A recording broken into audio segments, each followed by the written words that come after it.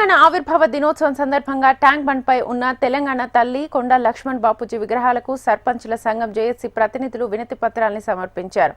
రాష్ట్ర ప్రభుత్వం సర్పంచుల పెండింగ్ బిల్లులు చెల్లించాలని డిమాండ్ చేశారు. గ్రామాల్లో అభివృద్ధి పనులు చేసిన సర్పంచుల పెండింగ్ బిల్లులు మంజూరు కోసం గాంధేయ మార్గంలో నిరసన తెలిపామని జేఏసీ అధ్యక్షుడు యాదయ్య గౌడ్ తెలిపారు. తక్షణమే పెండింగ్ బిల్లులు మంజూరు చేసి స్థానిక సంస్థల ఎన్నికలు నిర్వహించాలని, లేని పక్షంలో ఎన్నికలను అడ్డుకుంటామని హెచ్చరించారు.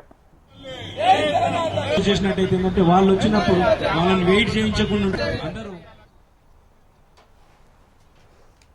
ఇవాళ తెలంగాణ ఆవిర్భావ దినోత్సవం రోజు అని ఇవాళ తెలంగాణ తల్లికి వినతి పత్రం అందజేసాం.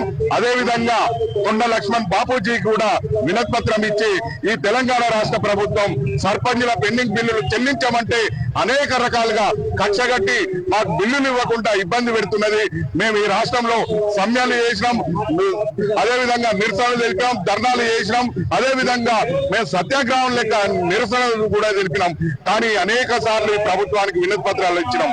అయినా కానీ మా సర్పంచుల పెండింగ్ బిల్లులు చెల్లించకుండా అనేక మంది ఇబ్బందులు పడుతూ అనేక మంది సర్పంచులు మరణిస్తున్నారు. అదే విధంగా అనేక మంది సర్పంచులు సూసైడ్ చేసుకుంటున్నారు.